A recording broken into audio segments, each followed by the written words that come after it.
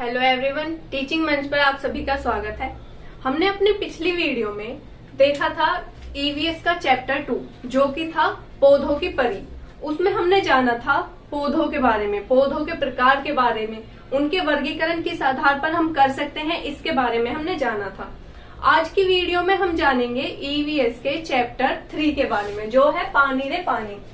इसके राइटर हैं श्री प्रसाद जी। इन्होंने इस कविता में पानी के रूपों के बारे में, उनकी अवस्थाओं के बारे में, उनकी आवाजों के बारे में, पानी जब बहता है तो कैसी आवाज करता है, ऊपर से गिरता है तो कैसी आवाज करता है, झरने की आवाज, कलकल की आवाज, इन कुछ आवाजों का वर्णन किया है। इस पोयम में उन्होंने एक बच्चे के माध्यम से, जो कि अपनी नानी से वार्तालाप करता है, उसके माध्यम से इस पोयम को रचा है। इस पोयम में इतना ही था और आगे इस चैप्टर में जो अभ्यास है उसमें दिया गया है कि हम जो दैनिक जीवन में काम करते हैं उनमें हम पानी का यूज कहाँ करते हैं, कौन कौन से ऐसे काम हैं जिनमें हम पानी का यूज नहीं करते हैं, कौन से ऐसे काम हैं जो हम बिन पानी के भी कर सकते हैं, ये सब इस चैप्टर में था। इस चैप्टर से अगर हम बात करें सीटेट में आने वाले क्वेश्चंस की, तो डायरेक्ट क्वेश्चन ऐसे कुछ बनते नहीं है, सिर्फ हम देख सकते हैं इसके राइटर जो कि हैं श्री प्रसाद जी। आगे हम देखते हैं पानी से चैप्टर में जो क्वेश्चन बन सकते हैं वो क्या हो सकते हैं। सबसे पहले हम देखते हैं पानी जो मिलता है, संसाधन क्या है पानी के। तो सबसे पहले हम देखते हैं जल संसाधन।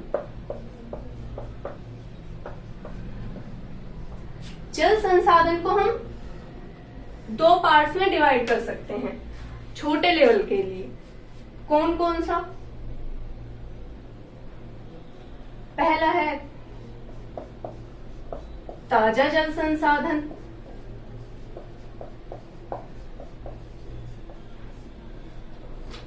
दूसरा है खारा जल संसाधन।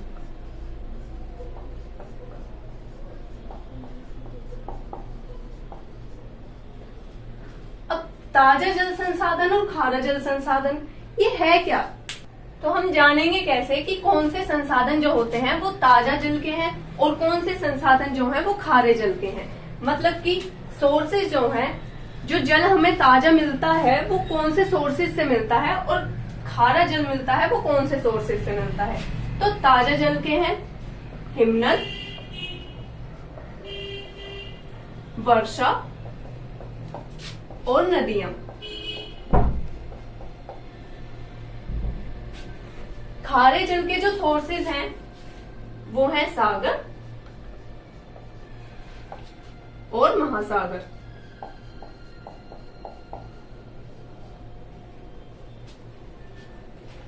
महासागर और सागर से मुझे एक क्वेश्चन याद आया है, उसका जवाब आप कमेंट बॉक्स में दीजिएगा।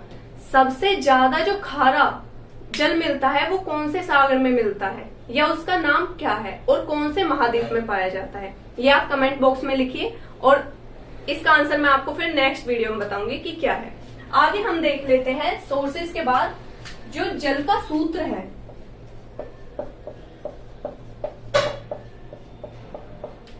जल का सूत्र है H2O, जिसमें ये दो जो हैं ये हाइड्रोजन के मॉलिक्यूल हैं और एक जो है ये O सिंगल है, यानी कि यहाँ पर एक होता है जो कि हम लिखते नहीं है लेकिन मानते हैं। तो एक ऑक्सीजन का, जिससे मिलकर जल बनता है। आगे हम देखते हैं जल जो होता है वो किन किन अवस्थाओं में पाया जाता है। जैसा कि इस पोयम में श्री प्रसाद जी ने इसकी अवस्थाओं का भी वर्णन किया है, तो हम अवस्था देख लेते हैं। अवस्थाएं कौन कौन सी होती हैं? ठोस, द्रव और गैस। अब ये अवस्थाएं जो हैं जल की, ठोस, द्रव और गैस, ये परिवर्तित कब होती हैं? हम कब कह सकते हैं कि जल ने अपना रूप परिवर्तन कर लिया है और दूसरी अवस्था में चला गया है? तो रूप परिवर्तन कब होता है जल का? आपने देखा होगा, आपने कभी दूध को या पानी को गर्म करने के लिए गैस पे रखा, गैस पे आपने रख तो दिया और आपको टीवी का चस्का है या मोबाइल का चस्का है, मोबाइल में लगा रखी है आपने मूवी और आप भूल गए गैस पे पानी रखकर या फिर दूध को रखकर। जब आपने गैस पर पानी या दूध को रखा था, आपकी वेब सीरीज शुरू होने से पहले आपकी वेब सीरीज में ऐड आया, तुरंत आपको भी याद आया कि मैंने तो गैस पे दूध रखा है या पानी रखा है। जब आपने रखा था, जब उसकी मात्रा कितनी थी, ज्यादा थी, मान लीजिए 1 गिलास रखा था। जब आपने आकर वापस से देखा, जब आपके आंखें खुली कि मैंने कुछ रखा भी हुआ था गर्म होने के लिए, तब आपने आकर देखा वापस से, आपको कितना मात्रा में वो दूध या पानी मिला, कम मिला होगा। तो आपने जब वो रखा वो द्रव अवस्था में था, कम हो गया। कम कैसे हुआ? द्रव अवस्था से गैसीय अवस्था में परिवर्तन होकर। तो इसका एक रूप परिवर्तन कब होता है? उबलने पर। और दूसरा रूप परिवर्तन कब होता है? आप क्या करते हो, आपने आजकल गर्मी का मौसम बहुत ज्यादा हो रहा है, आपको दोपहर में याद आया यार बहुत गर्मी है, आपका मन कर रहा है कोल्ड कॉफी पीने का या शेक पीने का, वो भी एकदम चिल्ड वाला। आपने क्या किया, फ्रिज में देखा बर्फ है या नहीं, बर्फ से ही चिल्ड करोगे ना, बर्फ थी नहीं। आपने क्या किया, फ्रीजर में पानी रखा, किस अवस्था में? द्रव अवस्था में। 2-4 घंटे बाद आपने देखा कि वो द्रव अवस्था से किस अवस्था में आ गया है? ठोस अवस्था में। तो कैसे आया वो ठोस अवस्था में? जमने पर।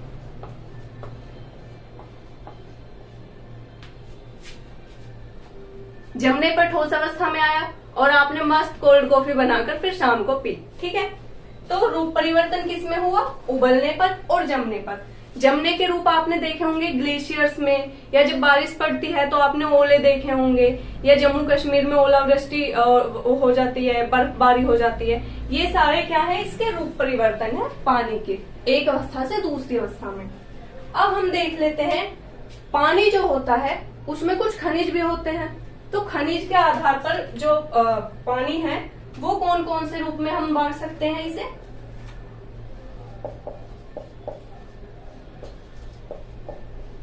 आधार पर। ये आगे की क्लास में पूरा डिटेल में है, यहाँ पे हम सिर्फ इसका थोड़ा सा जान लेते हैं नाम के बारे में। आपने सुना भी होगा कठोर जल और दूसरा है मृदु जल। यहाँ पर हम अभी इसका सिर्फ नाम ही जान लेते हैं क्योंकि आगे पूरा डिटेल में आएगा, हम फिर से पूरा डिटेल में जानेंगे। यहाँ पर इस चैप्टर में तो सिर्फ पोएम थी और बताया हुआ था कि हम जो काम करते हैं डेली उसमें पानी का यूज होता है, आवाज वगैरह, ये सारा इस पोएम में था। ये सारा हमने वो निकाला जो आ सकता है, जिसके आने के चांसेस हैं। अब हम देखते हैं थ्योरी करने के बाद सबसे ज्यादा इंपॉर्टेंट होता है उसके क्वेश्चंस करने। जितने ज्यादा क्वेश्चन प्रैक्टिस होगी उतना ज्यादा श्योरिटी होती है किसी भी एग्जाम को क्लियर करने की।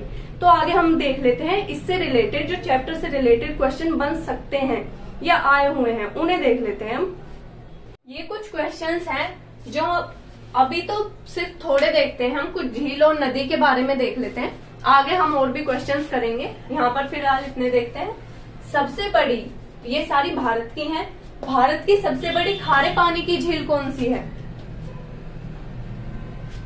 भारत में सबसे बड़ी खारे पानी की झील कौन सी है? चिल्का, जो कि कहां पर स्थित है? उड़ीसा में। भारत की सबसे बड़ी मीठे पानी की झील कौन सी है? वूलर, जो कि कहां पर है? कश्मीर में। भारत में सबसे बड़ी नदी कौन सी है? ये तो आपको पक्का पता होगा क्योंकि ये है ही इतनी इम्पोर्टेंट नदी और पूजनीय भी है। भारत में सबसे छोटी झील कौन सी है? ये देखना जरूरी है। कौन सी है? पूकोड।